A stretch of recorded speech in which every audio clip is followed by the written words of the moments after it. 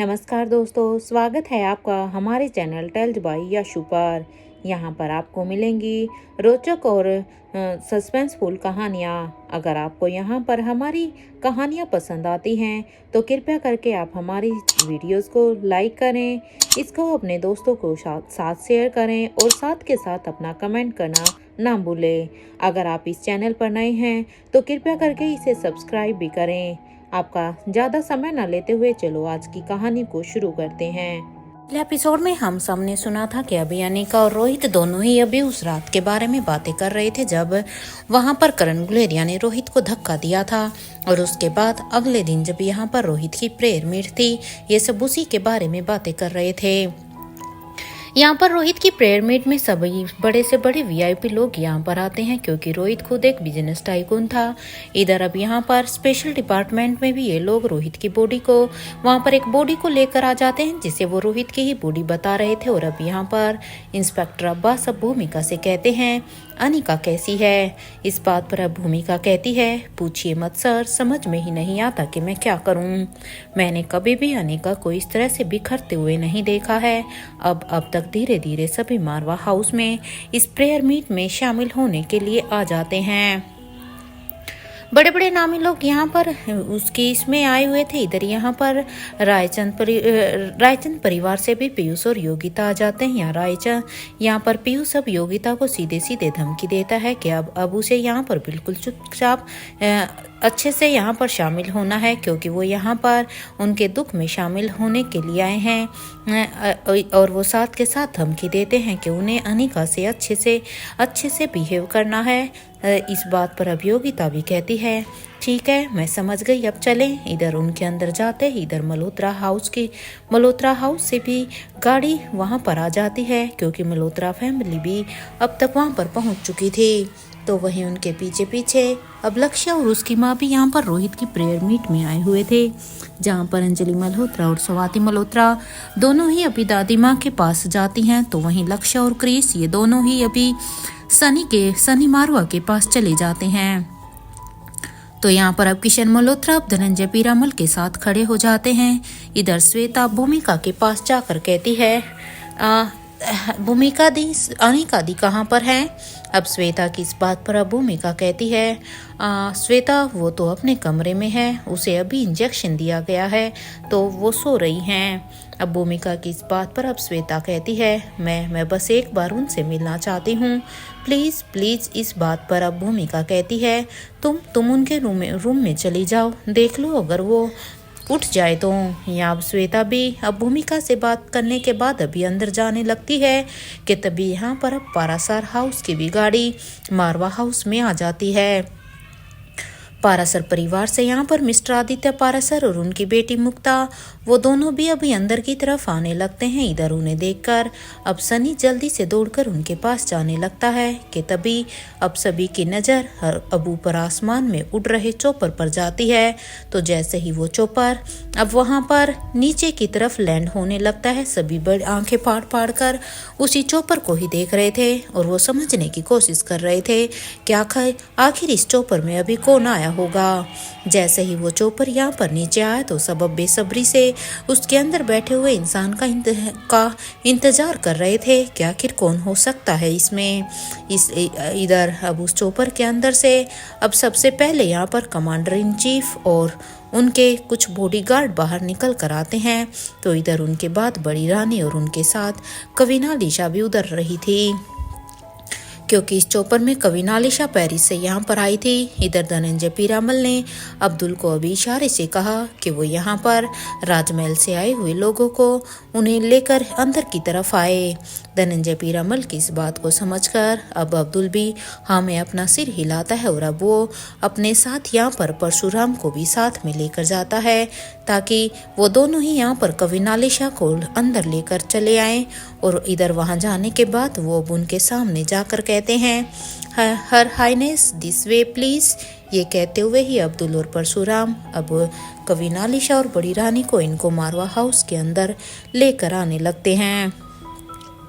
ये दोनों भी यहाँ पर रोहित की प्रेयर मीट में आई थी और वो दोनों जैसे ही अब वहाँ अंदर पहुँचती है तो बड़ी रानी का सबसे पहले आयशा के बारे में ही पूछती है क्योंकि बड़ी रानी को पता था कि जो भी कुछ हुआ है वो बहुत ही गलत हुआ है, लेकिन उसके जो कुछ भी हुआ है उससे आयशा मारवा के दिलो दिमाग पर इसका बहुत गहरा असर होगा। पता नहीं इस समय उसकी कैसी हालत होगी। और वैसे भी उसे हमेशा से ही आयशा की चिंता होती थी, क्योंकि वो जानती थी कि आयशा पहले भी ऐसी ही सिचुएशन में कैसे पड़ी थी जब आयशा की डिलीवरी हुई थी। इसलिए उसे बस उसी की सबसे ज़्यादा चिंता होती थी। अब वो जैसे ही उसके बारे में पूछती है तो भूमिका बड़ी रानी से कहती है वो बिल्कुल भी ठीक नहीं है, आप चलिए मैं आपको उनके पास लेकर चलती हूँ। तो वहीं कविन आलिशा भी अभी रोहित मारवा की बॉडी को देखकर अब वहाँ से अनिका से मिलने के लिए चली जाती हैं। इधर अब तक एक ब्लैक कलर की गाड़ी मारवा हाउस के पार्किंग एरिया में आकर खड़ी हो जाती है। और जैसे ही इस गाड़ी के विंडो ग्लास अब नीचे होते हैं तो अब आयशा मारवा की एज की एक औरत जिसने सनग्लासेस लगाए हुए थे वो अब उस गाड़ी से बाहर निकलती है। और वो औरत भी अब मारवा हाउस के अंदर जाने लगती है। और वो वहाँ पर अब सभी को ही ऑब्जर्व करने लगती है कि जो उसके सामने हो रहा था वो सब सच भी है या सिर्फ एक नाटक है। वो बस चुपचाप जाकर वहाँ पर बैठ जाती है, क्योंकि ये औरत कोई और नहीं बल्कि ये नेत्रा थी, जो अभी इस चीज़ का पर यकीन करने की कोशिश कर रही थी कि कहीं ऐसा तो नहीं है कि इन लोगों ने उसे ही बेवकूफ़ बना दिया हो, उसका प्लान कहीं फेल ना हो गया हो। और वो अब अपने मन में ही सोचती है अभी बस कुछ ही सेकंड में यहाँ पर एक जंग छिड़ने वाली है। यहाँ वो अपने मन में यही सब सोच रही थी कि तभी वहाँ पर अब दादी माँ के मायके से यानी कि सिंघानिया परिवार भी अब उनके इस दुख में शामिल होने के लिए आ जाता है। यहाँ पर अब सुगंधा यही सोचती है कि चलो आज ये हुआ तो सही। साल पहले रोहित मारवा ने मेरी बेइज्जती की थी और मैं आज तक उस बेइज्जती को बिल्कुल नहीं भूली हूँ। अब इन्हें पता चलेगा। ये सोचते ही अब सुगंधा अपने इमोशंस को कंट्रोल करते हुए जब अंदर आ रही थी तो उसकी नज़र अब यहाँ पर धनंजय पीरामल पर जाती है। धनंजय पीरामल को देखते ही अब सुगंधा अपने मन में ही सोचती है ये तो बुआ जी के बड़े बेटे हैं। ये तो मर गए थे ना, लेकिन ये जिंदा हैं, मतलब धनंजय भाई साहब जिंदा हैं। मैं इनसे बाद में मिलती हूँ। इन्हें पहले लेकिन इससे पहले मुझे उस अनिका गुलेरिया से मिलना है, क्योंकि अनिका गुलेरिया को आज आईना तो मैं दिखा दूँ। अब उसे पता चलेगा, क्योंकि इसने रोहित के साथ मिलकर मेरी बेइज्जती की थी। ये कहते हुए ही वो बुआ जी बोलकर अब दादी माँ के पास जाने लगती है। वो इस तरह से ड्रामा करके प्रिटेंड करती है जैसे उसे सुहासिनी मारवा से मिलकर ना जाने कितना ही दुख हो रहा हो। वो इस दुख में जैसे उसके साथ ही हो, ऐसा लग रहा था जैसे ये दुख सुहासिनी मारवा पर ना गिरकर उसी के ऊपर गिरा हो। इधर उसे देखकर अब दादी माँ पहले तो हैरान हो जाती है, लेकिन अभी वो कुछ नहीं कहती है। वो बस एकटक रोहित की बॉडी को ही देख रही थी। इधर सुगंधा भी अभी दादी माँ से कहती है दादी माँ अनिका को बुलाइए ना, उसके साथ भी तो रिचुअल्स करने ही है ना। अब रंगों की उसकी जिंदगी में अब कोई जगह नहीं है, क्योंकि आज से अनिका अब एक विडो बन गई है। और एक विडो को तो हमेशा से ही सफ़ेद कपड़े पहनने होते हैं ना, तो अब से उसकी ज़िंदगी से सारे ही रंग अब गायब हो गए। इधर सुगंधा की ये बातें सुनते ही अब सुहासिनी मारवा अब लीला की तरफ देखती है और लीला को कहती है लीला जाकर अनिका को ले आओ, देखो उसकी तबीयत ठीक है या नहीं। इधर ये सुनते ही अब लीला भी कहती है मैडम अनिका मैडम अभी इस हालत में नहीं है, क्योंकि मुझे नहीं लगता कि वो अभी यहाँ पर नीचे आ पाएगी। इधर लीला की इस बात पर अब सुगंधा कहती है उसे क्या होगा। हाँ, जो रिवाज है वो तो करना ही है ना। ऐसे में भला कौन ही ठीक होता है, लेकिन रिवाज तो रिवाज ही होती है, भला उससे कैसे हम मुंह फेर सकते हैं। या सुगंधा ने ये कहा ही था कि तभी यहाँ पर अब गुलेरिया हाउस की गाड़ी भी वहां पर आकर रुक जाती है और उस गाड़ी में से सभी अब एक एक करके गाड़ी से उतरकर बाहर आने लगते हैं। इधर गुलेरिया परिवार से वो सब जैसे ही अंदर की तरफ आ रहे थे तो उन्हें देखकर अब ऐसा लग रहा था कि वो किसी फॉर्मेलिटी के लिए यहाँ पर आए हैं। तो वहीं अब लीला अनिका को लेने के लिए चली जाती है और यहाँ जैसे ही अब आकाश गुलेरिया अब रोहित की बूढ़ी के पास जाने ही वाला था कि तभी यहाँ पर अब सभी के कानों में ही सुहासिनी मारवा की आवाज आती है, जो कि धनंजय से कह रही थी, धनंजय इन सभी से कहो कि ये सभी अभी यहाँ से चले जाएं। मैं यहाँ पर कोई भी तमाशा भी क्रिएट नहीं करना चाहती हूँ, इसलिए इनकी सलामती इसी में ही है कि वो यहाँ से चले जाएं। इधर सुहासिनी मारवा ने ये बात धनंजय से कही थी, लेकिन उसकी इस बात को सुनकर अब राजीव गुलेरिया कहते हैं, सुहासिनी आंटी हम यहाँ पर किसी तमाशे के लिए नहीं आए हैं, हम तो बस यहाँ पर राजीव ने अभी इतना ही कहा था कि तभी राजीव गुलेरिया को बीच में रोकते हुए ही अभी सुहासिनी मारवा कहती है, यहाँ से चले जाइए, वरना ये आपके लिए भी बिल्कुल भी ठीक नहीं होगा, क्योंकि आज जो भी कुछ हुआ है वो तुम लोगों की वजह से हुआ है।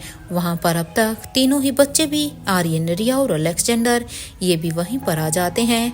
तो वहीं आलिशा, अनिका, श्वेता और मुक्ता भी वहाँ पर आ जाती हैं, क्योंकि श्वेता खुद अनिका के पास गई थी और इधर लीला जब उसे लेने के लिए गई तो श्वेता उसे अपने साथ लेकर आते ही इधर आलिशा और मुक्ता ये दोनों भी उसके साथ ही थी। अब यहाँ पर अनिका की ऐसी हालत देखकर तो अब यहाँ पर सुगंधा को ऐसा लग रहा था कि उसका मकसद आज पूरा हो गया है, क्योंकि अनिका को इस तरह से टूटा हुआ देखकर उसके मन को, उसके कलेजे को शांति पड़ रही थी, क्योंकि आज भी अपने बेटे की गलती ना मानकर वो सिर्फ अनिका को ही गलत मान रही थी। वो सभी को अब इग्नोर करते हुए ही अब अनिका के हाथ को पकड़कर कहती है, तुम जरा यहाँ आओ हमारे साथ। जिस तरह से यहाँ पर उस औरत ने अनिका से बात की थी उसे सुनकर तो अब कविन आलिशा को बड़ा ही गुस्सा आता है, क्योंकि उसे उस औरत का व्यवहार अनिका के लिए बिल्कुल सही नहीं लगा। इसलिए कविन आलिशा अब उससे कहती है, हाथ छोड़िए इसका, एक बार अनिका की हालत तो देख लीजिए। अभी कविन आलिशा की इस बात का जवाब देते हुए ही अब यहाँ पर श्रेया भी कहती है, वो क्या गलत कर रही है आलिशा, ये तो एक रिवाज है ना। इधर यहाँ पर श्रेया की आवाज़ सुनते ही अब रिया कहती है कि मासी आप मम्मा को कुछ मत होने देना, प्लीज़ मेरी रिक्वेस्ट है, आप तो उनकी दोस्त भी हैं ना। अब रिया की इस बात पर अब आलिशा कहती है, डोंट वरी रिया, मैं हूँ ना यहाँ पर, मैं आपकी मम्मा को कुछ भी नहीं होने दूंगी। इधर ये सुनते ही अब आकाश गुलेरिया भी साथ के साथ कहता है, तुम हो तो क्या सिर्फ अनिका के लिए ही हो? तुम्हारा गुलेरिया हाउस के लिए कोई भी रिस्पॉन्सिबिलिटी नहीं है क्या? तुम्हें अंदाजा भी नहीं है कि अब तक हमारा कितना बड़ा लॉस हो चुका है? अरे हमारे सारे के सारे शेयर गिरने लगे हैं, क्योंकि जब से ये सब कुछ हुआ है हमारे इन्वेस्टर्स खुद गुलेरिया ग्रुप ऑफ कंपनी को छोड़कर जा रहे हैं। हमारे इन्वेस्टर ने हम सब की तरफ से अपने हाथ अब पीछे खींच लिए हैं। इधर ये सुनते ही अब जहां पर मारवा परिवार की आंखें पहले से ही करण गुलेरिया के द्वारा किए गए इस काम से अभी गुलेरिया परिवार के लिए बरस रही थी, इसलिए अब ये आकाश की ये बातें अब उनके आपे से बाहर हो रही थी। इसलिए इधर ये सुनते ही अब सुधीर मारवा, जो कि बड़ी देर से ही ये सब सुन रहे थे, वो अब कहते हैं, वो तुम लोग डिजर्व करते हो, क्योंकि तुम लोगों ने हरकत ही ऐसी की है कि अगर तुम रोड पर आ जाओ तो उसमें भी कोई भी बुरा काम नहीं होगा। मैंने तो सुना था कि गुलेरिया हाउस के हेड बिजनेस को एथिक्स से करने वाले हैं, लेकिन आप लोगों ने तो हमें गलत साबित किया है। यहाँ पर गुलेरिया हाउस वर्सेस मारवा हाउस हो गया था और ये सब बाकी सब देख रहे थे। यहाँ बड़ी रानी अब धनंजय पीरामल के पास जाकर कहती है, ये सब रोकिए भाई, ये सब जो इस समय यहाँ पर हो रहा है वो बिल्कुल भी ठीक नहीं है, क्योंकि गुलेरिया परिवार पर तो सभी के ऊपर ही यहाँ पर अब नेत्रा का सम्मोहन हो गया था। इसलिए वो यहाँ पर अब सिर्फ अपने मतलब के लिए सोच रहे थे, क्योंकि जब से वो नेत्रा के कांटेक्ट में आए थे तब तक वो यही भूल गए थे कि वो कभी एक साथ रहा करते थे, एक दूसरे पर अपने आप को भी कुर्बान करने के लिए तैयार रहते थे और उनके मारवा परिवार के साथ कितने अच्छे रिश्ते थे। लेकिन आज वो ये सब भूल गए थे। इधर अब यहाँ पर बड़ी रानी को अब दोनों ही परिवार को इस तरह से लड़ता हुआ देखकर उसे उसे भी अच्छा नहीं लग रहा था। इसलिए वो कहती है ये सही नहीं हो रहा है भाई। इधर उसकी इस बात पर अब धनंजय पीरामल कहते हैं मैं क्या करूँ रेवती, मुझे तो कुछ समझ में ही नहीं आ रहा है। या आकाश अपने पापा की बात को नहीं सुन रहा है तो वो किसकी बात को सुनेगा, क्योंकि वो तो यहाँ पर राजीव की भी बात सुनने को तैयार नहीं है। यहाँ पर अभी उनके बीच की बहस इतनी बढ़ गई थी कि तभी अब वहाँ पर अंजलि मामी अभी बीच में आ जाती है। और अब वो बीच में आकर अब अंजलि मामी को आकाश की कही हुई बातों पर इतना गुस्सा आ रहा था कि अंजलि मामी ने अब अपने आप पर कंट्रोल नहीं कर पाई और उसने भी यहाँ पर सीधा ही आकाश के चेहरे पर एक जोर का थप्पड़ मार दिया। और अंजलि मामी अब ये थप्पड़ मारते हुए कहती है बदतमीज हो गए हो क्या तुम, ये क्या तरीका है। अरे एक बार इनका दुख तो समझने की कोशिश करो। मारवा खानदान ने अपने बेटे को खोया है और वो भी एक लायक बेटे को जिसके ऊपर मारवा कंपनीज पूरी की पूरी टिकी हुई थी। और इसकी वजह कोई और नहीं बल्कि खुद करण ही है। तो कहीं ना कहीं तुम्हें इस समय शांत होकर इनकी बात को सुनना चाहिए। अरे तुम लोग, इससे अच्छा तो तुम लोग इस प्रेयर मीट में आते ही नहीं, क्योंकि अगर तुम यहाँ पर अनिका को अपना समझ कर आते भी तो तुम्हारी आंखें इस समय शर्म से उठी हुई नहीं होनी चाहिए थी। बल्कि जो करण गुलेरिया ने इन मारवा परिवार के साथ किया है, अरे वो कोई शर्मनाक वो एक शर्मनाक काम था। उसकी वजह से तुम लोगों की नजरें नीचे की तरफ झुकी होनी चाहिए थी। इधर अंजलि मामी यहाँ पर आकाश गुलेरिया को उसकी गलती रियलाइज करवाना चाहती थी, लेकिन इस बात पर अब आकाश गुलेरिया खुद गुस्से से ही अब अपनी माँ को देखकर कहता है आप होती कौन है मुझ पर हाथ उठाने वाली, किसने हक दे दिया आपको मुझ पर हाथ उठाने का। इधर आकाश की इस बात का साथ देते हुए इधर अब श्रेया भी कहती है आपको आकाश के ऊपर हक जताने का कोई पॉइंट नहीं है। आपने अपनी रिस्पॉन्सिबिलिटी तो कभी निभाई ही नहीं है, लेकिन एक माँ का हक जताने के लिए आप पूरी तरह से तैयार हो जाते हैं। अगर आपको इतना ही आकाश के ऊपर हक जताने का मन कर रहा है तो फिर आपको एक माँ होने की रिस्पॉन्सिबिलिटी भी वर्षों पहले निभानी चाहिए थी। अरे कैसी माँ है आप। इधर ये श्रेया की ये बात सुनते ही अब यहाँ पर अंजलि मामी जिसे सच में अब अपने आप पर ही गुस्सा आ रहा था कि सच में उसने एक ऐसे बेटे को जन्म दिया। इधर उसकी ये बात सुनते ही आलिशा का भी खून खोल गया और आलिशा गुस्से में ही कहती है तुम्हारी हिम्मत कैसे हुई ऐसी बातें करने की। इधर इस बात का जवाब देते हुए अब देविका कहती है अरे तो गलत क्या है श्रेया ने गलत ही क्या कहा है, श्रेया ने तो सही ही तो कह रही है। और रानी साहिबा आप तो इन सब के बीच में पड़ो ही मत। और वैसे भी अगर मैं आपको एक बात बताऊं तो आप यहाँ पर हमारे कल्चर को बिल्कुल भी नहीं जानती हो।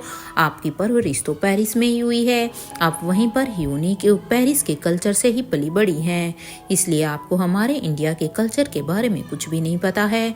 इसलिए मेरे ख्याल से अब मैं ही अनिका के साथ वो सब करूँगी जो एक विडो के साथ होता है। और वैसे भी इसकी सास तो अभी किसी काम की है ही नहीं। अरे जो काम उसे करना चाहिए था वो तो खुद बेहोश अपने बेड पर पड़ी हुई है। और इधर मैं रोहित के पापा की दूसरी पत्नी हूँ, तो इसलिए उसकी दूसरी सास होने के नाते मैं ये सब कुछ करूँगी और मुझको किसी को कोई हक नहीं है मुझे ये सब करने से रोकने का। ये कहते हुए ही देविका अभी अनिका के पास आ जाती है और अब वो अनिका के पास आकर अब वो उसे अपने साथ लेकर दूसरी तरफ जाने लगती है। और साथ ही साथ अब वो कहती है कि तुम और तुम्हारी सास दोनों की किस्मत एक जैसी ही निकली अनिका। एक के पति ने उसे बरसों पहले छोड़ दिया था और तुम्हारा पति तो इस दुनिया को ही छोड़कर चला गया। सच में तुम दोनों को देखकर तो कई बार तरस आता है कि तुम दोनों सास बहू की किस्मत सच में एक जैसी निकली। इधर देविका की ये बातें अनिका के अब बर्दाश्त से बाहर हो रही थी, क्योंकि अनिका तो यहाँ पर ताकि नेत्रा को सब कुछ रियल लगे इसलिए वो ये सब कर रही थी। लेकिन जो बात देविका कर रही थी उससे अनिका का अंदर तक खून खोल रहा था। अगर आज अनिका का बस चलता, उसे आज ये सब नेत्रा को यकीन दिलाने के लिए नहीं करना पड़ता, तो आज अब वो उसे एक पंच से ही देविका को वहां पर ढेर कर सकती थी। लेकिन अभी वो खामोशी से सारे ही तमाशे को देख रही थी, क्योंकि उसे पता था कि अभी उसे चुपचाप इस तमाशे को देखना ही होगा। लेकिन तभी उसकी नज़र अभी यहाँ पर स्वाति मल्होत्रा पर जाती है, जो कि यहाँ पर मल्होत्रा परिवार के साथ आई थी। तो अनिका अब उनसे आंखों ही आंखों में अब अंदर जाने का इशारा करती है, जिससे स्वाति मल्होत्रा भी समझ जाती है। तो वहीं एक तरफ से देविका और दूसरी तरफ से सुगंधा, ये दोनों ही अभी बोलती ही जा रही थी, क्योंकि इन दोनों के तो आज मन को शांति मिली थी। उन्हें आज यहाँ पर जितनी भी अपनी भड़ास निकालनी थी वो बस यहाँ पर ये निकालना चाहती थी। उन्हें किसी के भी दुख से कोई भी मतलब नहीं था। वो कभी आयशा के बारे में बकवास कर रही थी, तो वो कभी अनिका के बारे में बकवास किए जा रही थी। यहाँ तक देविका ने तो ये भी कह दिया था कि आयशा का रोहित पर कोई हक ही नहीं था। तो वो अब ऐसा ड्रामा क्यों करने में लगी हुई है, जैसे उसे रोहित का बहुत बड़ा सदमा लगा हो। अरे आयशा ने तो अपने 5 साल के बेटे को ही छोड़ दिया था। जब उसका बेटा 5 साल का था, वो तो तब ही उसे छोड़कर अलग से रहने के लिए चली गई थी। इधर सुहासिनी मारवा को देखकर अब यहाँ पर देविका कहती है, जरा माँ को तो देखिए। अरे उनका दुख, उनकी तकलीफ समझ में आती है, क्योंकि माँ ने ही तो रोहित को पाल पोस कर बड़ा किया था। क्योंकि देविका को खुद यहाँ पर मारवा हाउस में अपनी जगह बनानी थी, इसलिए वो भी सुहासिनी मारवा की नज़रों में अच्छा बनना चाहती थी। इसलिए वो भी ये सब कह रही थी। और अब अपनी बात को आगे बढ़ाते हुए कहती है कि माँ के ऊपर आज ये सबसे बड़ा दुख है, लेकिन ये आयशा का नाटक तो मेरी समझ से ही बाहर है। इधर देविका की ये बातें सुनकर तो अब धनंजय पीरामल के भी तन बदन में काग सी लग गई थी। अब धनंजय पीरामल गुस्से से अबाक बबूला हो गए थे। इससे पहले कि अब वो यहाँ पर कुछ भी कहते कि तभी आलिशा ने ही उनके चेहरे को पढ़ लिया था कि उनके मामा जी भी यहाँ पर इससे पहले कि कुछ भी ऐसा करें जिससे इन लोगों को सबक मिले। वो नहीं चाहती थी कि अभी रोहित की प्रेयर मीट में ऐसा कोई और भी हंगामा हो। इसलिए अब वो यहाँ पर बात को संभालते हुए अपनी तेज आवाज में ही कहती है, मिसिस देविका मारवा, आप अपनी जुबान पर लगाम लगाइए, क्योंकि आप सच में बहुत ही ज़्यादा बोल चुकी हैं। अगर आपने अभी अपनी जुबान पर लगाम नहीं लगाया ना, तो हम अपनी मर्यादा ही भूल जाएंगे कि आप कौन हैं, और हम आपकी ऐसी हालत करेंगे कि आप कभी फिर जिंदगी में दोबारा बोलने के लायक नहीं रहेंगी। इधर ये कहते हुए ही आलिशा वहाँ पर बीच में आ जाती हैं, और अब वो वहाँ पर उसके पास आकर अब झटके से अनिका का हाथ छुड़ा लेती हैं और उसे अब अनिका को अब अपने साथ लेकर जाने लगती हैं। तो इधर सारी ही औरतें जो कि यहाँ पर अभी रोहित की प्रेयर मीट में सम्मिलित थी, वो भी सभी ही आलिशा के खिलाफ हो जाती हैं, क्योंकि ये औरतें इंडियन कल्चर को फॉलो करने वाली थी। इसलिए उन्हें बिल्कुल भी अच्छा नहीं लगा कि आलिशा इस तरह से अनिका को बीच में से लेके गई। और इसलिए वो आलिशा से कहती हैं, देखो तुम रीति रिवाज का मजाक नहीं बना सकती हो। माना कि तुम किसी देश की रानी हो, लेकिन तुम्हें कोई हक नहीं है हमारे रिचुअल्स का मजाक बनाने का। इधर उन सब की ये बात सुनते ही अब भूमिका कहती है, आप लोग क्या कर रहे हैं? अरे मेरे भाई की बॉडी सामने है, और मेरी भाभी की हालत तो देखिए, क्या आप उन्हें भी इनके साथ ही मारना चाहती हैं? अरे उनके दुखों का मजाक बनाकर रख दिया है आप सभी ने। अब क्योंकि भूमिका के भी बर्दाश्त की हद हो चुकी थी, इसलिए भूमिका को अब ये सब कुछ कहना पड़ा। हालांकि भूमिका भी ऐसी सिचुएशन में कुछ कहना तो नहीं चाहती थी, लेकिन अब भूमिका की ये बात सुनते ही अब आकाश गुलेरिया कहते हैं, मुझे अनिका से एक पेपर पर साइन चाहिए, और वो भी अभी। अब आकाश ने अभी जो कहा था ये सभी के लिए एक चौंकाने वाला खुलासा था, क्योंकि किसी ने भी नहीं सोचा था कि सच में गुलेरिया परिवार इतना गिर सकता है। क्योंकि सब यहाँ सोच रहे थे कि चलो चाहे जो भी कुछ हो, लेकिन वो यहाँ पर रोहित की प्रेयर मीट में गुलेरिया परिवार आया तो है, लेकिन यहाँ पर अभी तक तो रोहित का पूरे रीति रिवाज के साथ दाह संस्कार भी नहीं हुआ था। अभी से ही आकाश कौन से पेपर पर साइन करवा रहा है, इसलिए वो बस हैरानी से उसी की तरफ देखते हैं। इधर अब आकाश अपनी बात को आगे बढ़ाते हुए कहते हैं कि अभी और इसी वक्त, क्योंकि मेरे पास ज़्यादा समय नहीं है। और ये कहते हुए आकाश अब अपनी पॉकेट से अब कुछ लीगल डॉक्यूमेंट को निकाल कर कहते हैं कि देखो अनिका, तुम्हारे पास पैसों की कमी बिल्कुल भी नहीं है। रोहित मारवा की सारी प्रॉपर्टी ही तुम्हारे लिए है। इसलिए अब मैं चाहता हूँ कि गुलेरिया कंपनीज लीगली जो कि तुम्हारे नाम थी, जिसे पापा ने काफ़ी समय पहले तुम्हारे नाम कर दिया था, उसे अब तुम मेरे नाम कर दो, क्योंकि वो अब गुलेरिया परिवार की है। इस बात पर जहां आलिशा को अभी भी यकीन नहीं हो रहा था कि सच में आकाश कभी ऐसे रंग बदल सकता है, उसे तो उसकी बातों पर ही यकीन नहीं हो रहा था। लेकिन अब आलिशा आकाश से कहती है, ये कोई टाइम है क्या इन सभी बातों का आकाश? क्या तुम सच में सब कुछ भूल गए हो? क्या हो गया है तुम्हें? ये सारी ही बातें सुनकर अब देविका बीच में बोलती है, अरे ऐसे कैसे? अनिका के नाम सब कुछ है, इसके पापा ने ही तो मारा है ना रोहित को, तो इसलिए मैं तो कहती हूँ कि इस अनिका को इसके बच्चों के साथ यहाँ से बाहर निकालो, क्योंकि भला अनिका का भी यहाँ पर मारवा परिवार में रह ही क्या गया है, क्योंकि ये खुद गुलेरिया परिवार की बेटी है, इसलिए इसे भी धक्के मारकर मारवा हाउस से निकाल दो। इधर देविका ने ये कहा ही था, तो उसकी ये बात सुनते ही अब अंजलि मामी बीच में बोल पड़ती है। और अब अंजलि मामी कहती है, आपको क्या लगता है कि हमारी अनिका किसी पर बोझ बन सकती है? ये आपकी सोचने की बिल्कुल भूल है, क्योंकि हमारी बेटी किसी पर बोझ नहीं बन सकती। अरे वो मल्होत्रा परिवार की भांजी है, तो ऐसा कुछ भी करने से पहले सोच जरूर लेना। और मल्होत्रा परिवार के भांजी के साथ साथ वो यहाँ पर गुलेरिया परिवार की बेटी भी है, और गुलेरिया परिवार की ताकत से तो तुम भी अच्छी तरह से वाकिफ ही होगे। वैसे अनिका किसी पर बोझ बन ही नहीं सकती। इसके भाई यहाँ पर इसके भाई इसे भी यहाँ से लेकर जाएंगे, क्योंकि तुम्हें धक्का देने की कोई ज़रूरत ही नहीं है। ये कहते हुए ही अंजलि मामी ने जब गुलेरिया परिवार के बेटों की तरफ देखा तो सभी एकदम से ही खामोश रह गए थे, क्योंकि उन्हें देखकर ऐसा लग रहा था जैसे उनमें से कोई भी अनिका की जिम्मेदारी लेना ही नहीं चाहता।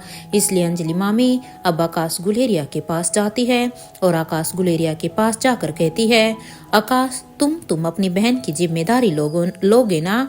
अब अंजलि मामी की इस बात पर अब आकाश कोई भी जवाब देता उससे पहले ही अब श्रेया ही कह देती है कि क्यों लेंगे हम? अनिका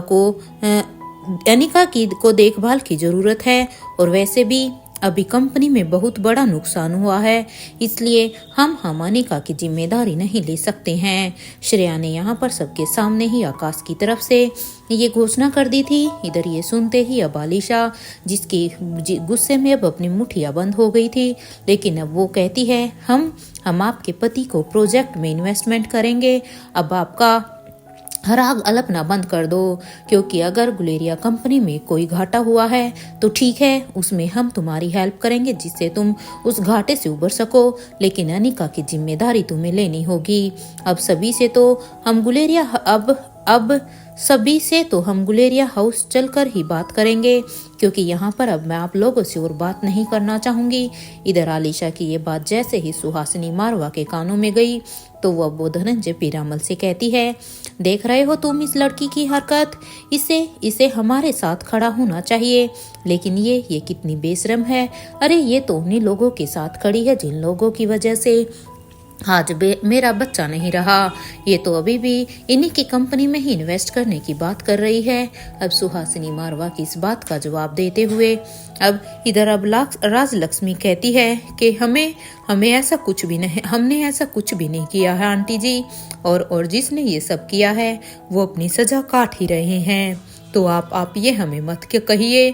यहाँ पर एक बार फिर से सभी के बीच में अब फिर से एक और बहस शुरू हो जाती है कि कौन अनिका की जिम्मेदारी को लेगा। तो वहीं दूसरी तरफ अब आलिशा अनिका को अपने साथ अंदर की तरफ लेकर जाने लगती है। तो इधर अब अंजलि स्वाति मल्होत्रा से कहती है कि तुम भी अनिका के साथ जाओ ना, उसे उसे अच्छा लगेगा। देखो स्वाति, वो तुम्हारी बेटी है। मैंने माना कि तुम्हें अभी कुछ भी याद नहीं है, लेकिन फिर भी तुम्हें चाहे कुछ भी याद क्यों ना हो, इस वक्त तुम अपनी बेटी के साथ जाओ। अब अंजलि मामी की इस बात पर अब स्वाति मल्होत्रा भी हाँ में अपना सिर हिला देती है और वो भी अभी अनिका के पीछे पीछे जाने लगती है।